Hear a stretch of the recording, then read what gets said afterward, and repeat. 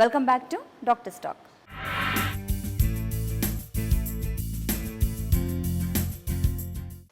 ఈ యూరినరీ గైనకాలజీలో వచ్చే సమస్యలకు నిర్లక్ష్యం చేస్తే ఎటువంటి ప్రమాదాలకు దారితీయచ్చు?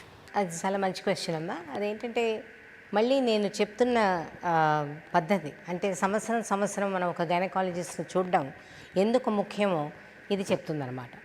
ఒకవేళ మనం పరీక్ష చేసినప్పుడు ఈ పేషెంట్స్ గనక కొన్ని ప్రాబ్లమ్స్ ఉంటే వాటిల్ని మనం వెంటనే ట్రీట్మెంట్ ఇవ్వగలిగితే ఇంకా దాన్ని ఫర్దర్గా అవి ఇంకా విషమించే పరిస్థితిని మనం ఆపగలుగుతాం.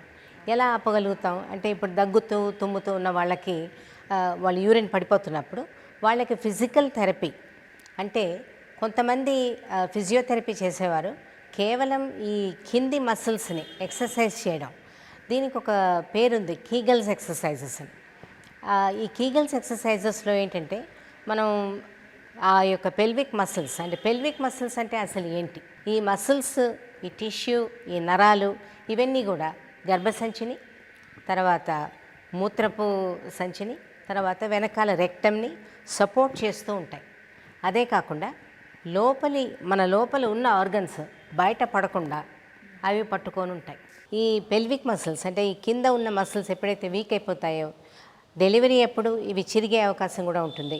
చిరిగినప్పుడు మళ్ళీ అవి ఆ దెబ్బ మానినప్పుడు ఫైబ్రోసిస్ అంటే మసిల్ బదులు చిన్న టిష్యూ ఉండి ఆ వీక్నెస్ వల్ల కూడా ఇలాంటి సిమ్టమ్స్ వీళ్ళకి వస్తాయి. ఇవన్నిటిని ఏంటంటే ఫిజికల్ థెరపీలో వాళ్ళు కొన్ని స్పెషల్ ప్రత్యేకించి కొన్ని ఎక్సర్సైజెస్ ఉంటాయి. దాని పేరు కీగల్స్ ఎక్సర్సైజెస్. కానీ ఎంకరేజ్మెంట్ చాలా ఉండాలి. మన తరఫు నుంచి మనం వాళ్ళకి కాన్ఫిడెన్స్ ఇవ్వాలి. నువ్వు చేయగలవు, నువ్వు చేయాలి అని చెప్పి వాళ్ళకి అడ్వైస్ ఇవ్వాలి. ఒకవేళ చేయలేకపోతే మనం ఆల్వేస్ ఒక చిన్న సర్జరీ చేసి వాళ్ళకి ప్రాబ్లం సాల్వ్ చేయొచ్చు. కాబట్టి పరిస్థితి విషమించే ముందు వాళ్ళు చాలా వరకు జాగ్రత్తలు తీసుకోవచ్చు. తర్వాత ఇంకా లైఫ్ స్టైల్ మోడిఫికేషన్ అంటే ఏంటి, ఓవర్ వెయిట్గా ఉన్న వాళ్ళకి, ఒబీస్గా ఉన్న వాళ్ళకి ఎటువంటి ప్రాబ్లమ్స్ ఎక్కువ. కాబట్టి వాళ్ళ వెయిట్ రిడక్షన్ ఒకటి అలా చేసినందువల్ల మనకి ఈ పార్ట్స్ అన్నీ కూడా చాలా స్ట్రాంగ్గా ఉండే అవకాశం ఉంటుంది. రెండోది ఏంటంటే మనం తినే వస్తువుల్లోనే సపోజ్ కొంతమందికి ఊరికేనే మేము బాత్రూమ్కి వెళ్తున్నాం, చాలా మాటలు వెళ్తున్నాం, తర్వాత అర్జెన్సీ ఉన్నది అంటే కొన్ని మనం తినే వస్తువుల్లో కూడా మనం చాలా మార్పులు తెచ్చుకోవాలి. అదేంటంటే కొంత సిట్రస్ అంటే నిమ్మకాయలు, తర్వాత ఆరెంజెస్, తర్వాత కమలాపళ్ళు, ఓకే, అలాంటివన్నీ, నారింజ, అలాంటివన్నీ కూడా కొంచెం అవాయిడ్ చేయాల్సి వస్తుంది. అలాగే మరీ స్పైసీ ఫుడ్ తినడం కూడా కొంచెం మానేయాల్సి వస్తుంది. వయసు మీరే కొద్దీ ఏమవుతుందంటే ఎస్ట్రోజన్ తక్కువ అవడం మూలాన అవయవాలని కవర్ చేసే ప్రతి టిష్యూ కూడా చాలా థిన్గా అయిపోతుంది, వీక్గా అయిపోతుంది. అంత స్పైసెస్ కానీ అంత యాసిడ్ని కూడా భరించే శక్తి వాటికి ఉండదు. అందుకని చెప్పి ఇటువంటి జాగ్రత్తలు తీసుకుంటే వాళ్ళు మందుల్ని అవాయిడ్ చేయొచ్చు, సర్జరీని కూడా అవాయిడ్ చేయొచ్చు. చెప్పండి మేడం, యూరినరీ గైనకాలజీలో ప్రధానంగా ఎటువంటి ట్రీట్మెంట్స్ చేస్తుంటారు? రకరకాల ట్రీట్మెంట్స్ అవైలబుల్గా ఉంటాయమ్మా. కొన్ని సర్జికల్ ట్రీట్మెంట్స్ అంటే ఆపరేషన్ చేయవలసినవి ఉంటాయి, కొన్ని ఆపరేషన్ చేయకూడని కూడా చేయని అవసరం లేనివి కూడా ఉంటాయి. దేని మీద బేస్ చేస్తామంటే పేషెంట్ యొక్క ఏజ్, అంటే పేషెంట్ సర్జరీ భరించగలదా అన్నది ఒకటి ఇంపార్టెంట్ విషయం. రెండోది ఏంటంటే పేషెంట్కి ఏమైనా మెడికల్ ప్రాబ్లమ్స్ అంటే హార్ట్ కండిషన్ కానీ ఇతర ప్రాబ్లమ్స్ ఉండి చేయలేకపోతే అది కూడా ఆలోచించాల్సి వస్తుంది. మూడోది ఏంటంటే కొంతమందికి లేదు నేను చెయ్యను, నాకు ఇష్టం లేదు అంటారు. అది కూడా మనం గౌరవించాలి అండ్ వాళ్ళకి వీలైనంత వరకు మనం హెల్ప్ చేయాల్సి వస్తుంది. కాబట్టి ఈ మూడు. ఇంకోటి ఏంటంటే ప్రాబ్లమ్ని బట్టి ట్రీట్మెంట్. కాబట్టి ఇన్కాంటినెన్స్ అనగానే ఇప్పుడు మనం రకరకాల ఇన్కాంటినెన్స్ ఉంటుంది. స్ట్రెస్ ఇన్కాంటినెన్స్ అంటే దగ్గడం తుమ్మినప్పుడు యూరిన్ పడిపోవడం, యూరిన్ కంట్రోల్ లేకపోవడం అనమాట. కంట్రోల్ లేకుండా యూరిన్ లూజ్ అవ్వడం. అటువంటి ప్రాబ్లమ్స్ ఉన్న వాళ్ళకి వయస్సు మళ్ళిన వాళ్ళైతే మేము యూజువలీ సర్జరీ ప్రిఫర్ చేస్తాము. ఎందుకంటే వాళ్ళ యొక్క అవయవాల్లో అంత పటుత్వం తక్కువ. కొంచెం వయసు చిన్నగా ఉన్నవాళ్ళు అంటే 30స్లో లేక 20స్లో ఉన్న వాళ్ళకి మేము ఫిజికల్ థెరపీ మేము ప్రిఫర్ చేస్తాం. ఫిజికల్ థెరపీ బాగా మానసికంగా వ్యాధులు ఉన్న వాళ్ళకు కూడా ఇటువంటి ఈ దగ్గినప్పుడు తుమ్మినప్పుడు కానీ అర్జెన్సీ కానీ ఇట్లాంటివి యూరినరీ ప్రాబ్లమ్స్ ఎక్కువ. ఇటువంటి ప్రాబ్లమ్స్ కాకపోయినా యూరిన్ స్టార్ట్ చేయలేకపోవడం, బ్లాడర్ని అసలు ఎంటీ చేయలేకపోవడం, బ్లాడర్ని అసలు వాళ్ళు ఖాళీ చేయలేకపోతారు. అలాంటి సమస్యలు సైకలాజికల్ ప్రాబ్లమ్స్ ఉన్న వాళ్ళకు కూడా ఉంటాయన్నమాట. సో పేషెంట్ని బట్టి ఇండివిజువల్గా వాళ్ళ ప్రాబ్లమ్ని బట్టి ట్రీట్మెంట్ ఉంటుంది. సో సర్జికల్ ట్రీట్మెంట్స్ ఉంటాయి, అంటే ఆపరేషన్ ట్రీట్మెంట్స్ ఉంటాయి, నాన్ ఆపరేటివ్ ట్రీట్మెంట్స్ కూడా ఉంటాయి. ఇప్పుడు ఆపరేటివ్ ట్రీట్మెంట్స్ ఏంటంటే ప్రాబ్లమ్ని బట్టి, ఇప్పుడు ఈ స్ట్రెస్ ఇన్కాంటినెన్స్ ఉంటే నేను చెప్పిన టేప్ ప్రొసీజర్ ఇప్పుడు స్టాండర్డ్. ఈ టేప్ ప్రొసీజర్లో మనం ఈ బ్లాడర్ నుంచి బయటకు వచ్చే ట్యూబ్కి, ఇలా బయటకు వస్తున్న ట్యూబ్కి సపోర్ట్గా ఒక టేప్ని పెడతాం అన్నమాట.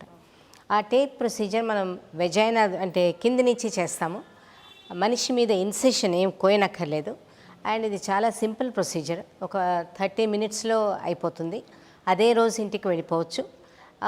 సో దీనికి ఎనెస్థీజియా కూడా స్పైనల్ లేకపోతే జనరల్ వాళ్ళకి ఇష్టం వచ్చిన ఎనెస్థీజియా ఇవ్వచ్చు.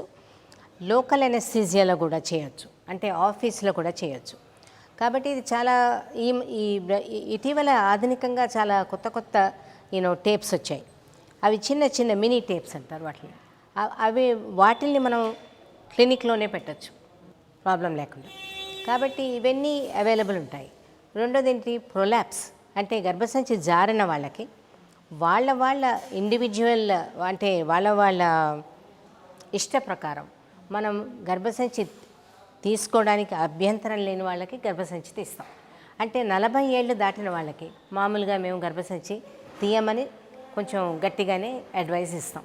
ఎందువల్లంటే 40 ఇయర్స్ తర్వాత మనకు గర్భసంచిలో ప్రాబ్లమ్స్ వచ్చే అవకాశాలు ఉంటాయి. ఏ ప్రాబ్లమ్స్, జారడమే కాకుండా దాని లోపల ఇంకోటి ఏదైనా క్యాన్సర్ కానీ ప్రీ క్యాన్సర్ కానీ వచ్చే అవకాశం ఉంటుంది. అందుకని అట్లా ప్రొలాప్స్ ఉన్న కిందికి గర్భసంచి కిందికి జారిపోతే 40 ఏళ్ల తర్వాత యూజువలీ మేము చెప్తాం, అమ్మ గర్భసంచి తీయించేసుకోండి, సింపుల్గా కింది నుంచి తీసేయచ్చు అని చెప్తాం. ఆ ప్రొలాప్స్ అనేది మరీ విపరీతంగా ఉంటే, అంటే గర్భసంచి మొత్తం బయటకు వచ్చేసి ఎటువంటి సపోర్టు లేకుండా టిష్యూస్ అన్నీ బయటగా ఉంటే వాళ్ళకి ఇంకా కొంచెం ఎక్కువ ట్రీట్మెంట్ ఇవ్వాల్సి వస్తుంది. అంటే ఏంటి, గర్భసంచి తీయడమే కాకుండా ఆ మిగతా పార్ట్స్ అన్నీ కూడా ఎక్కడ ఉండాల్సిన స్థానంలో అక్కడ ఉండేటట్టు సర్జరీ చేసి దాన్ని అక్కడ కుదిర్చేసి కుట్లు వేసి రావాల్సి వస్తుంది.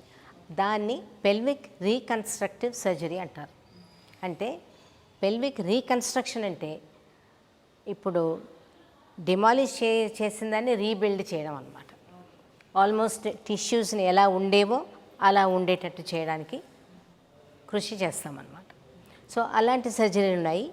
ఈ సర్జరీలో కూడా అనేకమైన ఇప్పుడు ఆధునిక పరికరాలు వచ్చాయి. లాప్రోస్కోపీ అయితే ఇప్పుడు కామనే. ఈ లాప్రోస్కోపిక్గా మేము వెన్నెముకకి గర్భసంచిని ఒక మెష్తో దాన్ని సస్పెండ్ చేస్తాం అన్నమాట. అలా చేసినందువలన వాళ్ళు గర్భసంచిని కోల్పోయిన ఫీలింగ్ వాళ్ళకు ఉండదు, వాళ్ళ గర్భసంచి వాళ్ళలోనే ఉంటుంది. అండ్ యూజువలీ ఇటువంటివి మేము కొంచెం వయసు తక్కువ ఉన్న వాళ్ళలో చేస్తాము. తర్వాత గర్భసంచి తీసేసినప్పుడు, ఎవరికైనా ఏదైనా ఆపరేషన్ జరిగితే గర్భసంచి తీసేసినప్పుడు తగు జాగ్రత్తలు తీసుకోకపోతే కూడా వాళ్లకు ఈ పౌచ్ అనేది కిందికి వచ్చేస్తుంది అన్నమాట. గర్భసంచి లేదు, ఇంకా ఏదైతే గర్భసంచి స్థానంలో ఉండాలో ఆ కుట్లది అవన్నీ కూడా కిందికి వచ్చేస్తాయి. అలాంటి వాటికి మేము అబ్డామినల్ సేక్రోకాల్పోపెక్సీ అని ఒక పెద్ద వర్డ్ ఉంది. కానీ అది ఏంటంటే వెన్నెముకలో ఉన్న చిట్ట చివరి బోన్కి ఆ గర్భసంచి తీసేసిన ఆ మిగిలిన వెజైనా భాగాన్ని మెష్తో పాటు దానికి అతుక్కునేటట్టు చేస్తాం అన్నమాట. అది కష్టమైన ఆపరేషన్. కానీ ఇప్పుడు లాప్రోస్కోపిక్గా తర్వాత డవించి రోబోట్ అని వచ్చింది. ఇప్పుడు రోబోటిక్స్ ద్వారా కూడా మనం చేయడం కొంచెం అది సులభం. ఎందుకంటే రోబోటిక్స్ ద్వారా మనం పరికరాలు తిప్పలేని యాంగిల్స్లో తిప్పచ్చు కాబట్టి అది చాలా సహాయకరంగా ఉంటుంది ఇటువంటి కేసెస్లో. లేకపోతే సింపుల్గా గర్భసంచి తీసేయడం, తర్వాత మిగతా వాటిలన్నిటినీ కొంచెం స్ట్రాంగ్గా ఉంచడం. ఇందులో ఒక కాంట్రవర్సీ వచ్చింది, మెష్ వర్సెస్ నాన్ మెష్ అని చెప్పి. ఎందువల్లంటే మెష్ అనేది ఏంటంటే శరీర తత్వాన్ని బట్టి వాటికి పటుత్వం లేకపోతే, పటుత్వం లేని వాటిని మనం మళ్ళీ రీకన్స్ట్రక్ట్ చేసి దానివలన ఏమీ ఫలితం ఉండదు. అందువలన ఫారిన్ టిష్యూ అంటే ఏదన్నా సింథటిక్ మెష్ దొరుకుతుంది. దేనికైతే బాడీ నుంచి రియాక్షన్ ఉండదో దాన్ని తీసుకొచ్చి దానికి సపోర్ట్గా పెట్టేస్తారు.